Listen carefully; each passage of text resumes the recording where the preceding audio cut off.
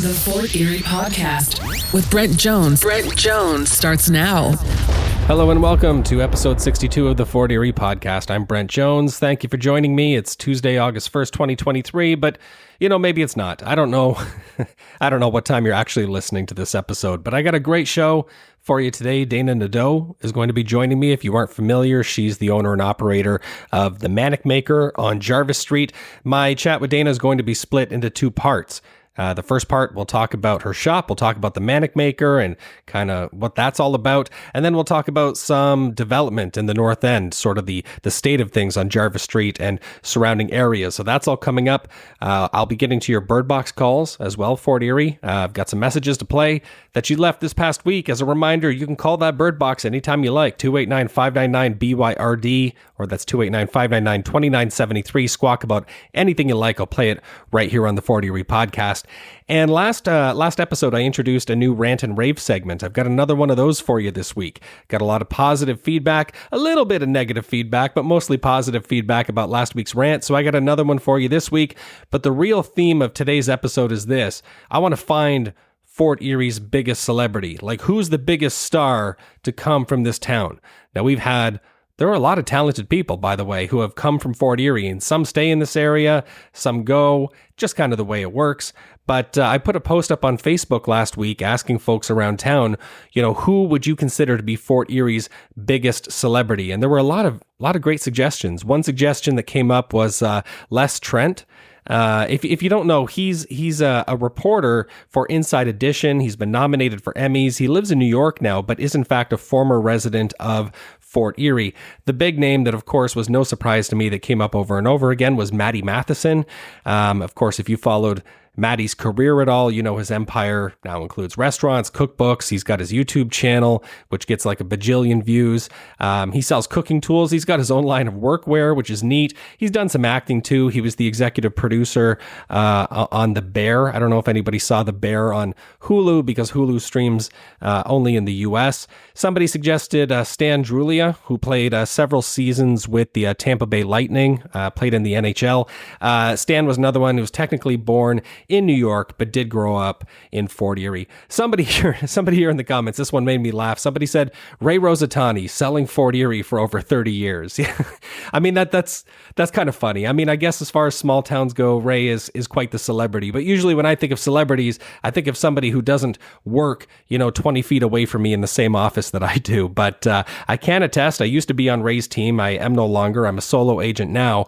But when I was on Ray's team, if he and I would go out for a beer somewhere, I can attest that everyone in this town knows who Ray Rosatani is. And I feel like it's kind of the same sort of celebrity status as our mayor, like as Wayne Reddekopp. He's pretty easily recognizable around this town, but I wonder if that recognition begins to fade once you sort of leave Fort Erie's borders. I don't know. A couple of suggestions I'll throw in the hat that nobody mentioned on Facebook would be Lee Siegel. I had Lee on the Fort Erie podcast a few episodes ago. Now he's a Broadway star. And that's kind of his niche, either New York will say Broadway or the Stratford Festival. I consider him to be a fairly big celebrity, a fairly accomplished person. But again, it's one of those things. Would people recognize him walking down the street? I don't know about that. Another one I thought I'd mention is Tim Oxford. If you don't know who Tim is, he's the drummer for the Arkells. Pretty successful Canadian band. Some of their recent songs you might have heard on the radio would include Past Life or You Can Get It. Kind of a funny story. I've never met Tim personally, but one time when I was out door knocking, meeting potential sellers, potential clients, I actually knocked on his door. He wasn't home. I spoke, I believe it was to his wife, but funny enough, yeah, Tim Oxford lives right here in Fort Erie. I jotted down some notes before starting this episode. I don't know, do we consider James L. Kraft to be a celebrity? I mean, he's obviously been gone for a very long time, passed away, but every time you sit down to eat Kraft dinner, do you think that the man who was responsible for the Kraft brand came from right here in Stevensville? I don't know. There were a few other answers. Some of you called in on the Byrd Box, nominating other folks you consider to be Fort Erie's biggest celebrities. So when we get to the Byrd Box segment of today's episode, I'll play those messages. But for right now, let's talk about what's happening around our town this coming holiday long weekend. Community events coming up in Fort Erie. I'm totally aware that a lot of you are going to be heading out of town for this civic holiday long weekend. And if you are traveling, please be safe. If you are sticking around town, I'm going to go through all of the community events that I was able to find, let you know what's going on around our town. Just bear in mind that there is a lot of competition this weekend. The big Rotary Rib Fest is happening in St. Catharines at Montebello Park. Canal Days is happening in Port Colborne. Those are Niagara staples, let's say, every civic holiday long weekend. But happening right here in the town of Fort Erie, our big event is going to be the Stevensville RAM Rodeo. That's a whole weekend of, if you haven't been previously, food, crafts, clothing, vendors, music, kids stuff. It should be a lot of fun. Licensed area, of course, too, if you want to have a couple wobbly pops. They are having a rodeo kickoff party and dance Friday night at 6 o'clock to get the festivities going. You'll need tickets for that. And the RAM Rodeo is being hosted by Montasola Farms. Then also happening on August the 4th, if you prefer music in a slightly more intimate setting, you can check out the Weatherbirds at Brimstone Brewing Company in Ridgeway. They're taking the stage around 7 o'clock. And this whole weekend, I don't have a lot of details on this, but Friday, Saturday, and Sunday, Windmill Point Church is advertising that they will be hosting evangelist Mark Davey. Again, I don't have a lot of info on this one, so if that sounds like something that you'd like to check out, please contact the church for more information. Saturday, August 5th, you can catch a Sessions showcase. That's at Sessions on the River. Free admission to check out Chris Burkett starting at 8 o'clock p.m. If you aren't familiar, Chris is a world-renowned record producer. And these Sessions showcases, they're an opportunity to get to know the artists and some of their music as well. And then happening just down the street from Sessions at Southsides, The Trip are performing beginning at 8 o'clock, celebrating the Shelly G's birthday bash. So that sounds like fun. On Sunday, August 6th, you can catch Westwind performing at the Crystal Beach Waterfront Park. I understand, bring a blanket, bring a chair. There's no alcohol for this type of thing, but it's a free concert and it gets going at 7 o'clock. The Fort Erie Podcast. Joining me on the phone right now, I've got Dana Nadeau of the Manic Maker on Jarvis Street. Dana, welcome to the show. Hi, thanks for having me. Hey, I'm so glad you took the time to speak with me. So, tell us about the Manic Maker. What is it, and where'd the name come from? Well, actually, the Manic Maker, the name before Freeze Dried Munchies was added, was actually a business that I had prior to this. I did resin jewelry, and the business name was that because I do maniacally make. I mean, I crochet, I do resin art, I paint, I do all kinds of things. So it just kind of fit when I was doing the jewelry. And then the freeze dried kind of landed in our lap because of another hobby that I have, which is food preservation. So like, I do jams and pickles and all that kind of thing. And through that, I found out about this other food preservation method, which was freeze drying. And so I had been researching the machine and all that kind of thing for about 5 years. And when we finally got it, it was after we got the machine that we realized that it could be used for something like candy. And so it just kind of all happened very quickly. We, decided to go for it and rented the location on Jarvis all within like a 3-day period. And so it's all kind of happened very quickly. But freeze drying is basically just a process where you use a great big huge machine that heats and cools at different intervals. And then at one point a pump comes on and it draws all the moisture and oxygen out, which in most cases, especially when it comes to candy, it has a reaction. The sugar has a reaction which causes it to puff and get crunchy as opposed to being chewy. And so it's gotten quite large in the States, and it is starting to happen in Canada as well. But I believe that we're the only actual bricks and mortar location in Niagara at the moment. Could be wrong, but I believe, as far as I know, we are. So slow this down for some. Now, I have not been in the store, so I'm going to ask you to slow it down for me, like a complete idiot who doesn't understand the freeze drying process. So you're taking candy, like what kind of candy, like Skittles or something, and then you're putting it through this freeze drying process. And then what's sort of the benefit? Does it change the candy experience for me? Why would I want it? Does. Okay, go ahead. Yeah. So freeze drying itself is the best food preservation method on the planet. It retains 98% of nutrition. Like if you're talking about something like fruit, it retains 98%, whereas something like canning or even dehydrating only retains about 72% of the nutrition and that kind of thing. The other effect that it has is somehow when the moisture and oxygen are removed, it concentrates the flavor. So it will take something like Skittles, for example, because it is our best seller and it's what everybody's best known for. I mean, they have them in the corner stores nowadays. But what it does is I put the Skittles on a single layer on the tray, and then I put the trays in the machine, and like I said, it just heats back and forth, heat and cold, and then when the pump comes on, it blows them up. So you basically take a Skittle, blows up to the size of like a gumball. Really? Ideally, Really? That's the perfect Skittle. Yeah, and if you take a look at the website, they have the white part in the center shows through, so they're like the size of a gumball with a white stripe around the middle. Oh, that's and then when you eat them, they're actually crunchy. And so it takes something like Skittles, where a lot of people my age, I'm over 50, so a lot of people my age have a problem with the chewing of these really crazy, intense, chewy candies. And this totally takes care of that, because what it does to saltwater taffy is insanity. It's just the most beautiful process. Well, you mentioned that as far as you know, there's nobody else doing freeze dried candy in Niagara. Certainly not in the town of Fort Erie. There is. There definitely is people doing freeze dried, just not another storefront. Not another storefront. Got it. So what's the response been like then on Jarvis Street? It's been great. I mean, we do get steady business. The storefront on Jarvis is basically for production, and we have some extra space, so that's how we can do the retail. But its main purpose is production, because we have online, and then we also do markets all throughout Niagara. Okay, like what markets? Where could people find you if they weren't going to go to Jarvis Street, let's say? We do. I always have current events on my Facebook page.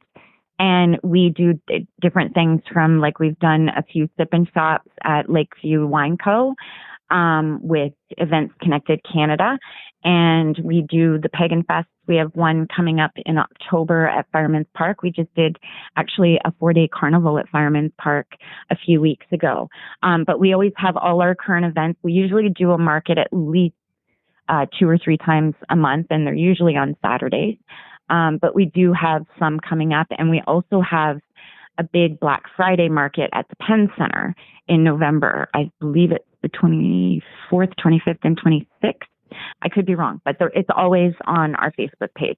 Okay, so you mentioned a couple of things there. So the Facebook page, somebody could go on Facebook and just search for the Manic Maker and they'd find you? Yep.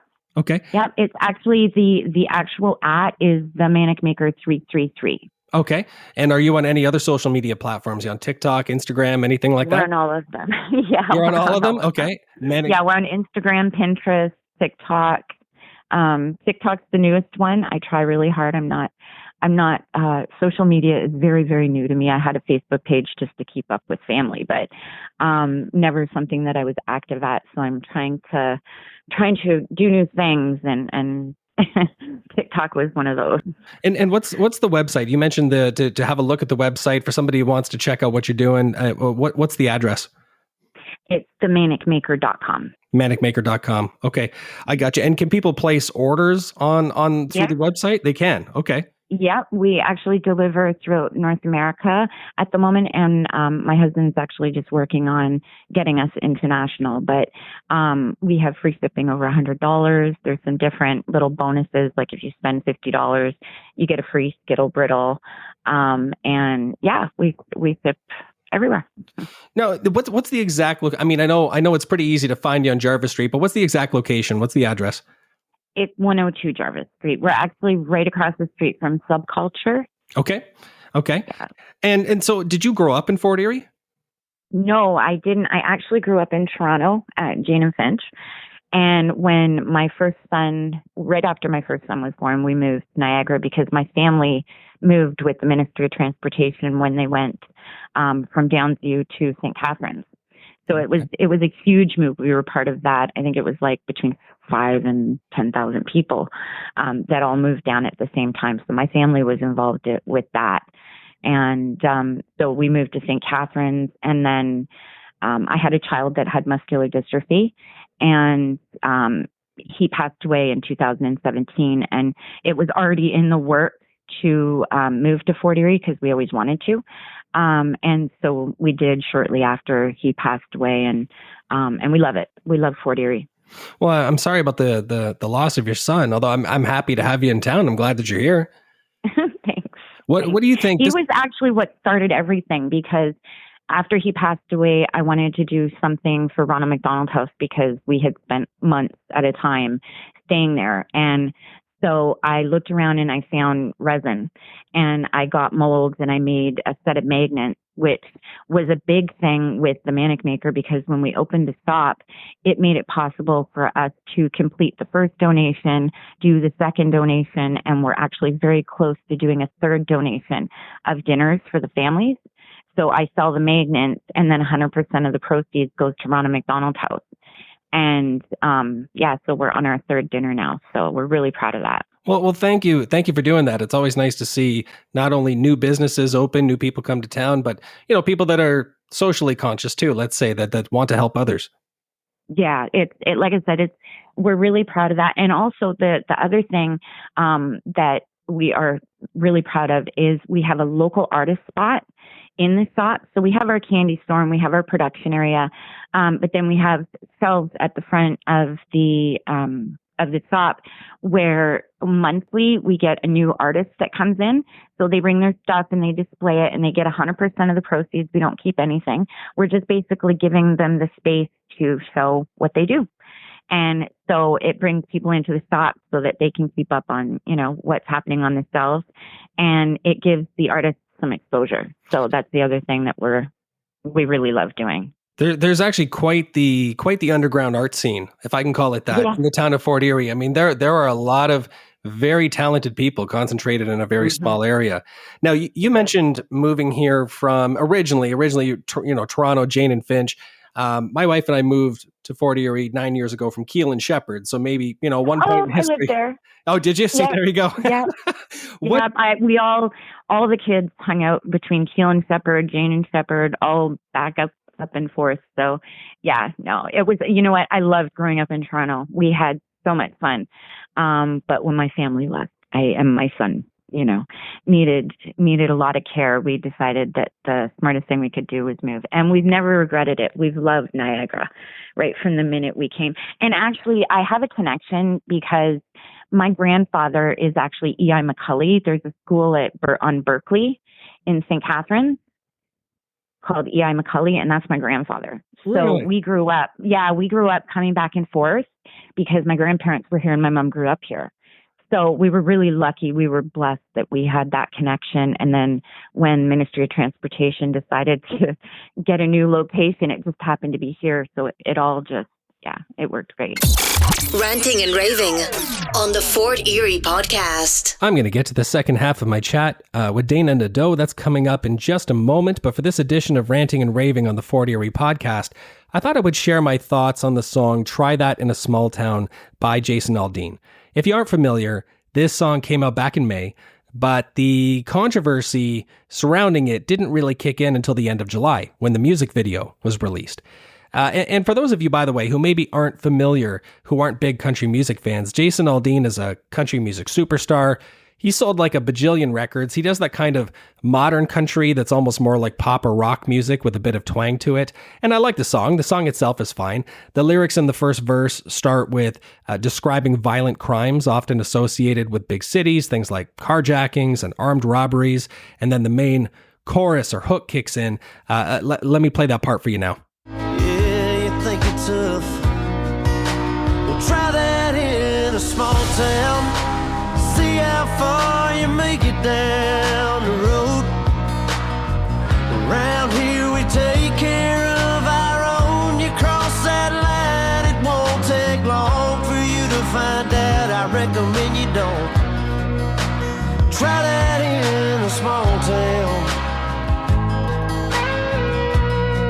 So the lyrics here basically suggest that if you try these types of antics, these types of crimes in a small town, you're going to be met with resistance. And critics of the song have been quick to claim that the lyrics are advocating for, like vigilante justice in small towns. And others have taken issue with some of the imagery in the music video. There were images of riots and looting and burning. And some of these videos were taken from protests across the United States in recent years, which some viewers took to have a racial pretext to them. Others pointed out that the music video itself was shot in front of a courthouse in Columbia, Tennessee, where a black man was lynched back in 1927. And then when Jason Aldean sings about taking care of our own, well, some people thought that's an indirect way of him saying outsiders are not welcome in small towns. So my take, my response to all this, Fort Erie, I think most of this is nonsense. I think most of the criticism is what I like to call manufactured controversy, because I don't actually know anybody in real life who was bothered by the song.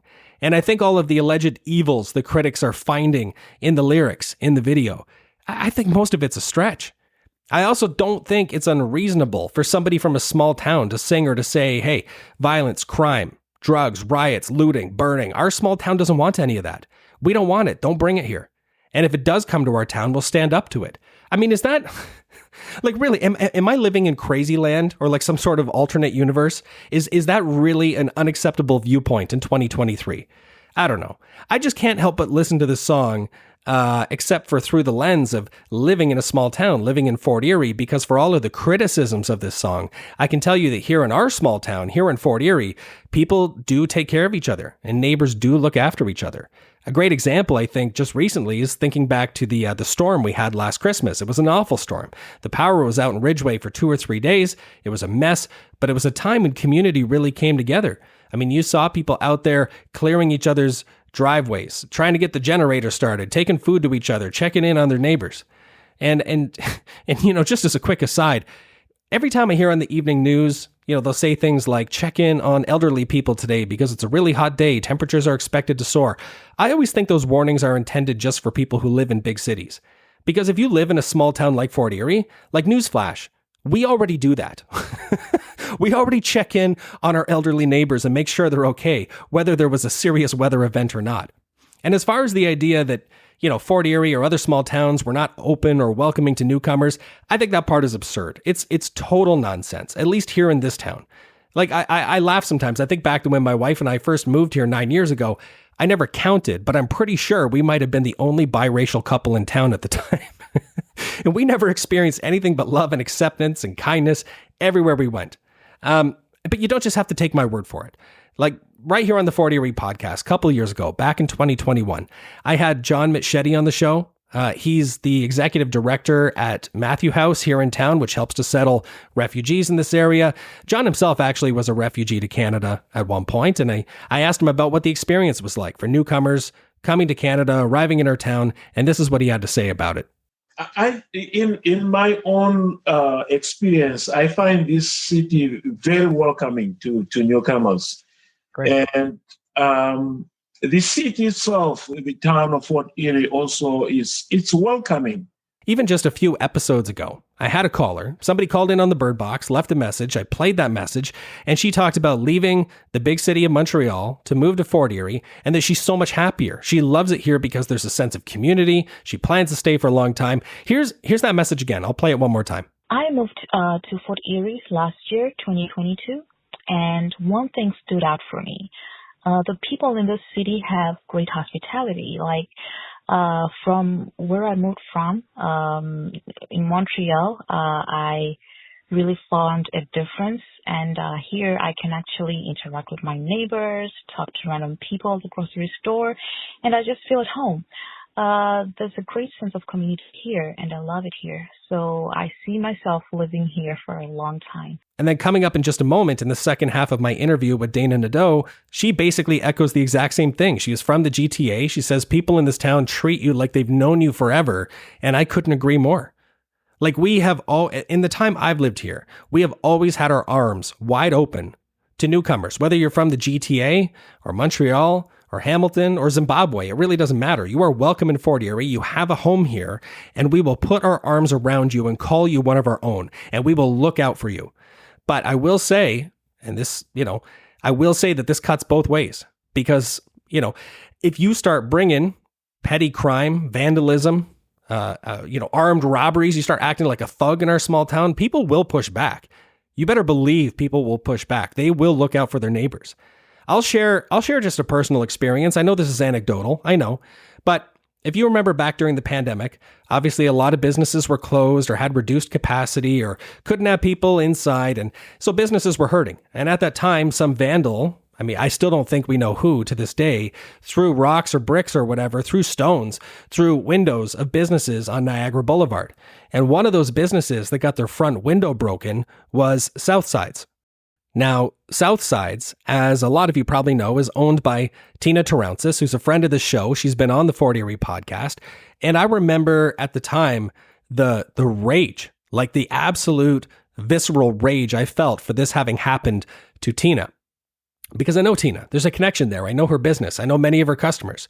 There's a small town connection. If her bar was in some big city and it got vandalized, I probably wouldn't care. I'd walk right by the boarded window. I wouldn't think anything of it. But the last time, and this is a true story, the last time I was at Southsides, Tina saw me, came over to my table, asked me how I was doing, asked about the family, gave me a hug. She gave me a hug. Like, where in a big city are you going to go to, your favorite bar, your favorite establishment, and have the owner come over to give you a hug? That's something that would only happen in a small town. So when I say if, God forbid, me or somebody else had caught this vandal back during the pandemic attacking her business, especially at a time when so many small businesses were already hurting. Like, I'm not advocating for violence. I'm not a violent person, but I'm telling you, somebody would have intervened. Okay. We would have looked out for Tina. I also remember too, come to think of it, when I lived on Jarvis Street, right around the same time that the vandalism happened to Southsides, somebody shot up Jarvis Street with paintballs. I don't know if some of you remember that, but a bunch of businesses got hit with paintballs, and Subculture took more of those paintballs than any other business on the street. And so there was speculation at the time that maybe it was a hate crime of some type, that whoever had done this was targeting Mark and Noel's business because they're basically headquarters for Fort Erie Pride. So me and some of the neighbors, we were talking about setting up like a neighborhood watch. So we could try to figure out who did this, so we could try to get to the bottom of it, so we could look out for our local businesses, because that's what we do in this town. We take care of our own. We look after our people. And if that's the idea here in the song, in Jason Zaldine's song, try that in a small town, that folks in a small town will look out for each other, that we will stick up for our neighbors. Yeah, I think it generally holds true. Which is why I say most of the criticisms I've heard of this song are exactly what I would call manufactured controversy. And I'd also say the lyrics to this song, it's the exact reason why so many of us want to live right here in Fort Erie. It's Fort Erie's answering machine, the Byrd Box. Welcome to the Byrd Box. This is the part in the show, Fort Erie, where I play any voicemail messages that you've left. You can call the Byrd Box 24 hours a day. You can squawk about anything you like. The number's 289-599-BYRD, as in Bird. The big thing we're talking about on today's episode is Fort Erie celebrities. Who are the biggest celebrities to come from this town? Now, we reviewed some at the start of the episode. We talked about folks like Maddie Matheson and Les Trent, who, of course, are both big celebrities in their own right to come out of Fort Erie. But there are more suggestions, more nominations to go. Let me start with this first caller here who has two for us. I'm just calling about the biggest celebrities in Fort Erie. I've got two. So Trevor Parks, he's a Canadian hockey player, and he's been doing absolutely amazing. The second one. Well, we'll get to the second one in a sec. I'm just going to pause it there for a minute. Trevor Parks, Canadian hockey player. He's playing, though, in Europe. He's playing for the team in Munich, Germany, part of the DEL, the German Ice Hockey League. But from right here in Fort Erie. Anyway, let's hear her second suggestion. Is Shane Lindstrom. He goes by Murda Beats. He may not live in Fort Erie anymore, but his family does, and he is from Fort Erie, born and raised. We went to high school together, but he's a music producer and makes music for a lot of very well-known people. Yeah, he often mentions Niagara and Fort Erie in different interviews that he does. Shane Lindstrom, Murder Beats, absolutely. This one was mentioned a ton on Facebook as well. And if you're not familiar with Murder Beats, if you're not familiar with his work, I mean, he's produced beats for Soulja Boy, Drake, Nicki Minaj. I mean, you can go online and look at his sort of credits. I mean, he's done a ton of stuff. And if you look at some of the interviews he's done on YouTube, he does talk about his roots in Niagara and specifically Fort Erie. So that's another great suggestion. A lot of talented people coming out of this town. And our second caller here that I'm going to play, he's got some interesting suggestions as well. I actually didn't know this person was from Fort Erie, so let's give it a listen. Hey, you're looking for celebrities from Fort Erie? We got tons. You got tons of sports guys, hockey players, professional, Randy Burridge. You got Mike Lawler, who actually won a Stanley Cup with Montreal. We got celebrity chefs. We got celebrity DJs.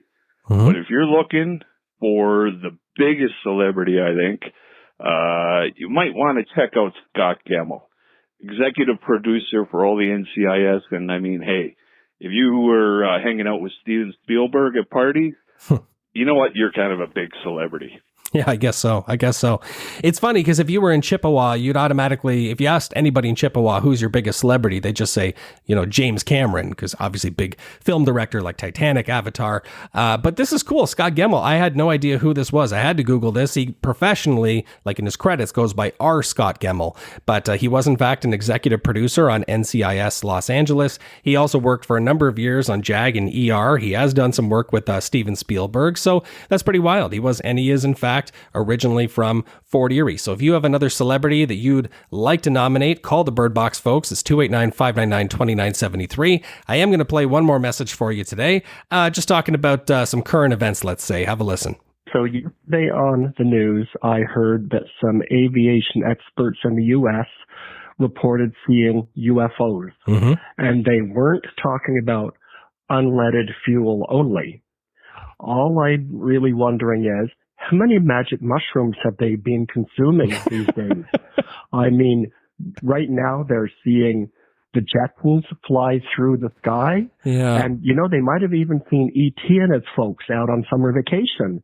Boys, be careful how many of those mushrooms you consume, or tomorrow you may be seeing the Wicked Witch of the West and her flying monkeys. This might officially be the silliest call I've ever got on the Byrd Box, but I loved it. I saw this story last week as well. A bunch of top U.S. officials, military ranking people testifying that some non-human aircraft had been found, like not man-made. And, I mean, there's a lot of use of that phrase UFO, but there's nothing flying object about it by the time this thing has crashed and hit the ground and it's recovered somewhere like a wreckage site. The part that I think caught most people's attention, though, was that there were apparently non-human biological remains on board. Like, what does that mean?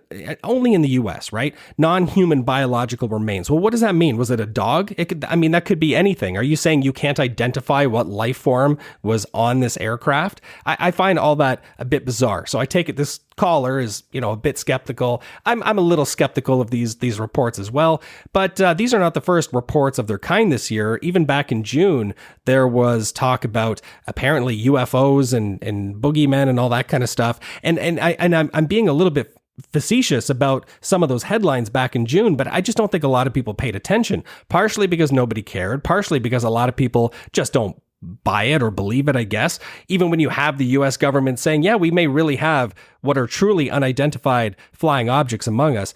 But maybe the reason some of these stories are not getting more attention is because people have other things to worry about.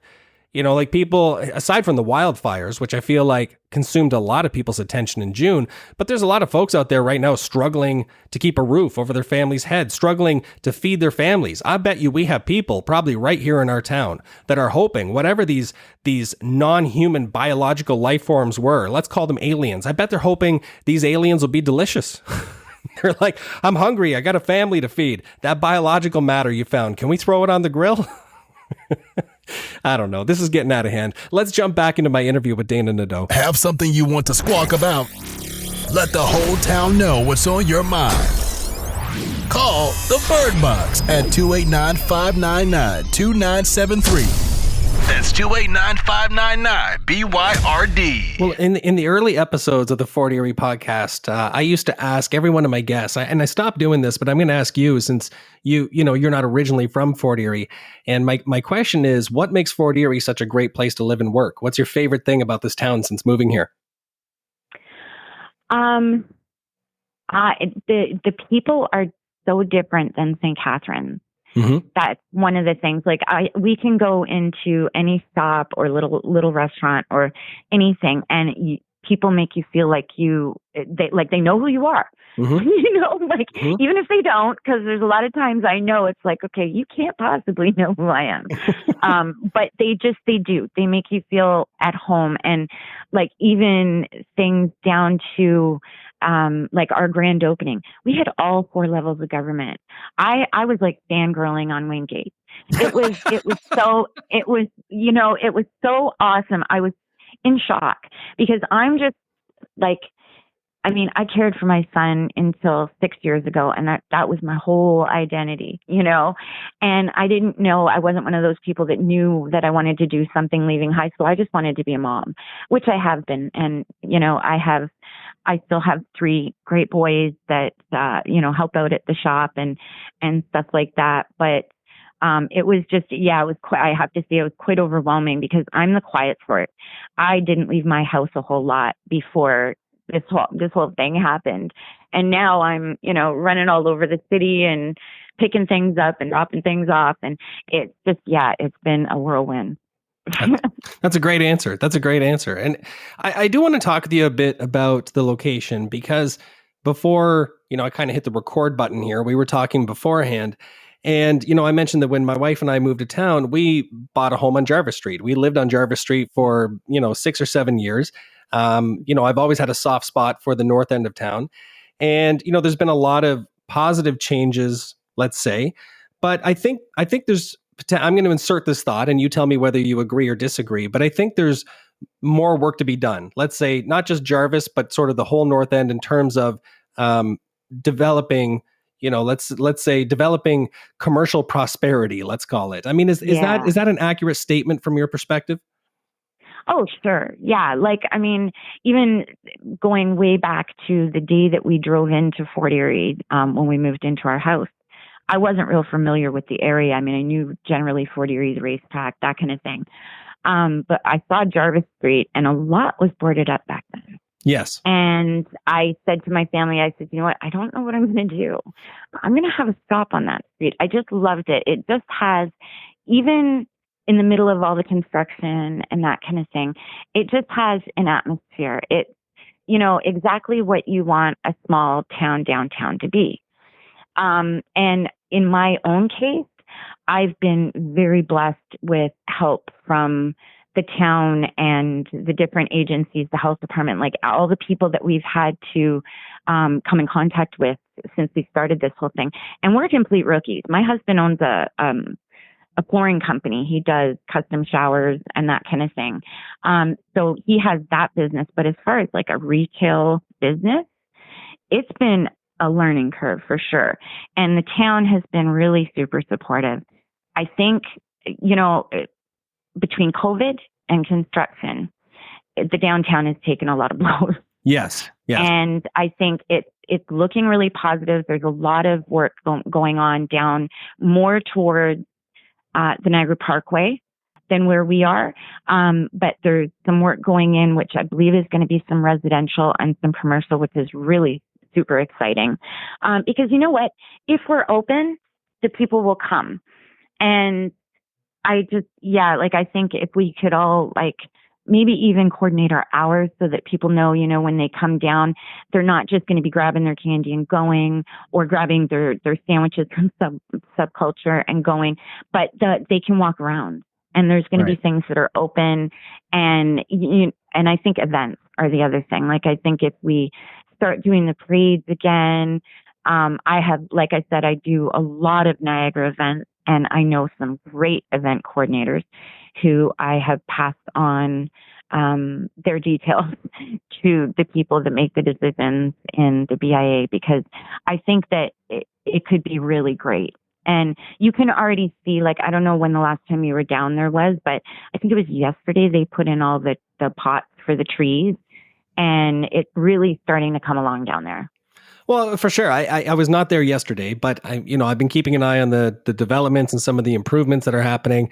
A couple episodes ago, I actually had George McDermott, town councillor for Ward 1. He was my guest on the show, and we're talking about some of the things going on down that way. And one of the questions that I've always had, and I don't think George and I really got deep into this, but I've always been curious about the mix of businesses at the North End. Because, things have changed. It's no secret that when a business like yours moves into a spot, it means there's no new building being built. It means there was a business there that is no longer there.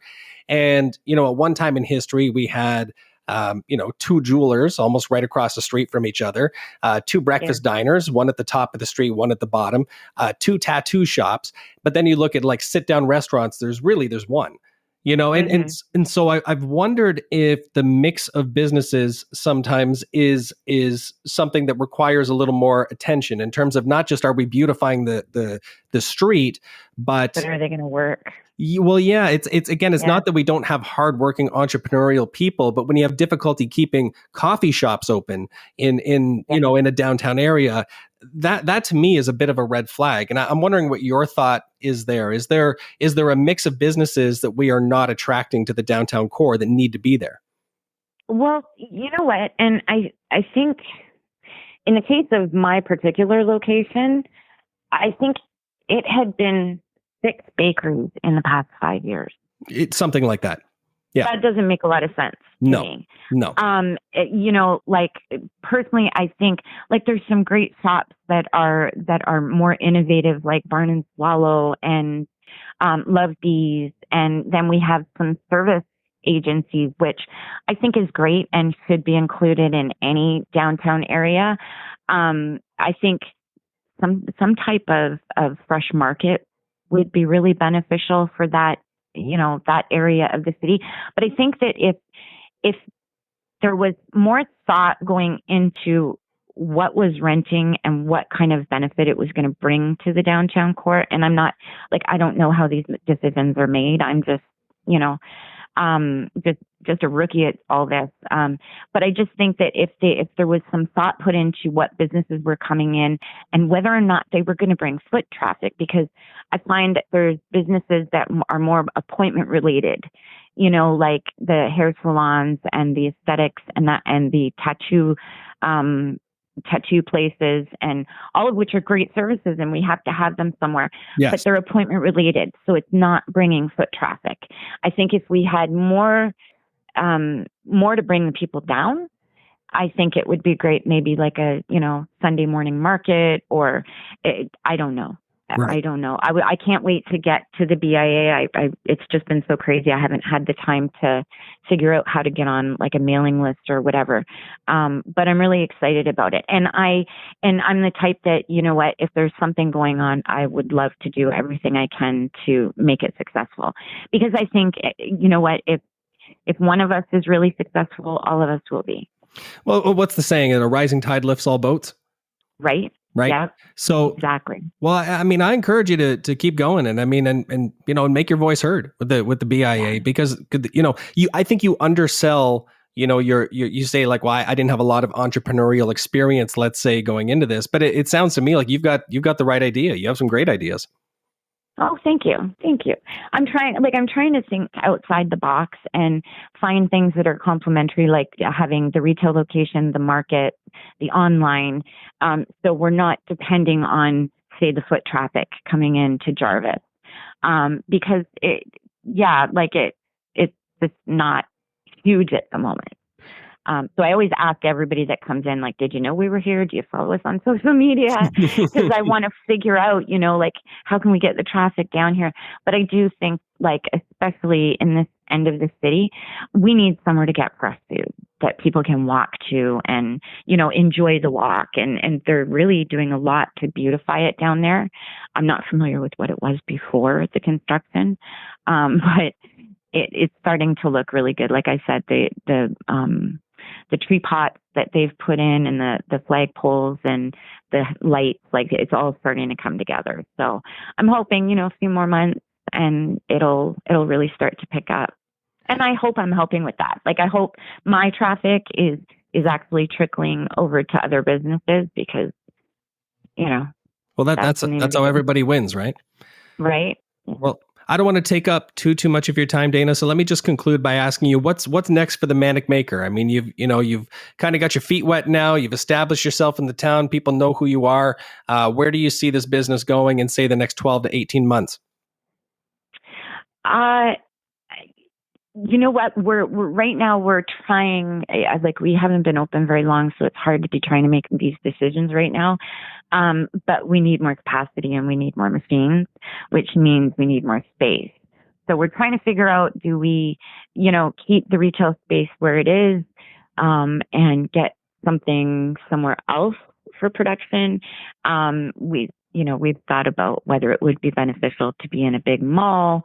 But I definitely see us growing, because that's already happening. Like, we're doing a lot of wholesale to other businesses that are carrying our freeze dried. So that's going to be a big part of it. And just more products. Like, we're looking at corporate gifts, and things like that, because I know we get a lot and we give a lot of corporate gifts. So I think this is something that's a lot of fun, and people would definitely remember if it was, a gift that was given at the holidays or that kind of thing. So, and a lot of customizing. That's the next. There's only so many candies that you can do, and we've freeze dried a lot of them. But we're doing a lot more fruit and a lot more custom. Fort Erie job leads. If you're on the hunt for a new job, Fort Erie, hopefully one of these leads will help to point you in the right direction. For starters, the Plaice is looking to hire cooks, ideally with a few years of experience. If you want to apply, you can bring your resume to the restaurant in person and ask for Ken, or it says you can call the restaurant for more information. The town of Fort Erie is looking for a supervisor of development approvals.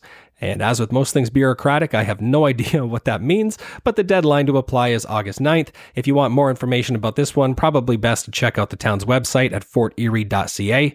Home Show Reno and Design in Ridgeway is looking for a part-time bookkeeper starting late in August. You can email your resume to Lindsay at homeshowrenoanddesign.com, the world's longest domain name. Miller's Auto Recycling on Bowen Road, they're looking for a parts delivery driver. It is a full-time position. The pay is $20 to $25 an hour to start. I'm assuming that varies based on experience. First Choice Haircutters at 310 Garrison Road. They're looking to hire a hairstylist, maybe more than one. I have no idea. It is shift work, and weekends will be required in some instances. Mega Wash, which is located at the Flying J truck stop, is looking for a wash bay attendant that pays $17 to $20 an hour, but appears to be a full-time Monday to Friday position. Garden City Cannabis Company is looking for what they call a bud tender. Reading through the job description, it sounds like it's just a regular customer service person. You just have to be really enthusiastic about weed, I guess. It is a full-time permanent position, but will require some shift work. Pay is $16 to $18 an hour. And then lastly, Employment Professionals Canada, our recruiting firm here in town on Garrison Road, they are looking to find an esthetician. It does not specify where this esthetician will be working. It is a part-time job, 20 hours per week, $16 an hour pay. So basically minimum wage, but I'm assuming an esthetician could also earn tips. If you want more information on this one or to apply, call 905-684-8222. You're listening to the Fort Erie Podcast. In episode 61, that's last episode of the Fort Erie Podcast, I did a section of Fort Erie questions and answers where I responded to a bunch of people who were speculating that we were getting a Dairy Queen where the Tzatziki Time building was, and Garrison's Grill before that. That's at 385 Garrison. And it is absolutely, I said it emphatically, it is absolutely not going to be a Dairy Queen. It's going to be Osmos, the shawarma chain. And I'm right, by the way. It's going to be Osmos, the shawarma chain. But a listener reached out to me and offered a possible suggestion as to why so many people thought it would be a Dairy Queen going there. And that's because if you go on the Dairy Queen website, dairyqueen.com, and you look up locations in Canada, they say coming soon, there is going to be a Dairy Queen at 450 Garrison Road. That's the Sobeys Plaza. So not 385 Garrison Road where tzatziki time was, 450 Garrison Road where Sobeys and Planet Fitness and all that kind of stuff is right now. So you can do your groceries and go to the gym, or you can just get ice cream for dinner instead. It's totally up to you. Now, I don't know anything about this location going in there. I have no idea where it's going to go. And according to this listener, it's been posted on the Dairy Queen website for quite some time that this location was going to be coming to Fort Erie. And that's great news because everybody likes ice cream, right? That's not such a bad thing, but I did think it was worth at least issuing a bit of an admission, because last episode I titled that segment where I said Dairy Queen is not coming to Fort Erie. I'm pretty sure that's what I called that segment, something like we are not getting a Dairy Queen. Well, it sounds like we are getting a Dairy Queen, just not in the location where a lot of you thought it was going to be. The Fort Erie Podcast. Just before wrapping up today's episode, I thought I would throw out one more friendly reminder that this weekend is the civic holiday long weekend. At least I hope you get the whole long weekend off. I checked the calendar. There are only 7 weeks left to summer of 2023. We're at the approximate halfway point. So get out there, be safe, but also get out there and do something. Take some photos, make some memories, do something, whether it's going to the Stevensville RAM Rodeo or something else altogether. Otherwise, you might end up with what I like to call Canadian regret. Now, I have no idea if I came up with that term, if I borrowed it from somebody else. I have no idea. But the concept works like this. I feel like as the summer sort of shot clock winds down, a lot of us here in Canada, where we only get a certain fixed number of, say, nice months with great weather per year, you start to get this sense of, oh man, I didn't do enough outdoor stuff. I didn't make the most of this summer. And now I'm going to have to suffer through another whole miserable winter before I get another chance to have summer. I call that Canadian regret. And I remember sharing that term with my wife when she first moved to Canada. She was born in Miami, raised in Atlanta, and she could never understand why during the summer months I insisted that we always spent time outdoors, and her family would come up and visit from Georgia, and it would be the same thing. Everybody outside, and they couldn't understand because down south, in the summer months, they try to hide indoors where there's air conditioning. But the way I see it, every season's only 13 weeks. We get 13 weeks of summer, so we got to make the most of it and do that this weekend. Please get out there. Don't have any Canadian regret. Anyway, that was the show for today. Episode number 62 is in the books. Please follow Dana Nadeau on social media. Stop by the Manic Maker maybe this weekend for some freeze-dried candy. Joining me next week, episode 63, will be Ashley Michelle of the Yoga Dome and Spiritual Woo podcast. Subscribe on iTunes or Spotify so you know when episode 63 comes out. And be sure to get your messages in on the Byrd Box, Fort Erie. You can weigh in on today's rant about Jason Aldean's latest hit, or you can vote for the biggest celebrity in Fort Erie. It's really totally up to you. 289-599-BYRD, BYRD, or 2973. That's it. Chat with you soon. Bye for now. You've been listening to the Fort Erie Podcast with your host, Brent Jones. Never miss an episode. Subscribe on Apple Podcasts or Spotify, or visit theforteriepodcast.com.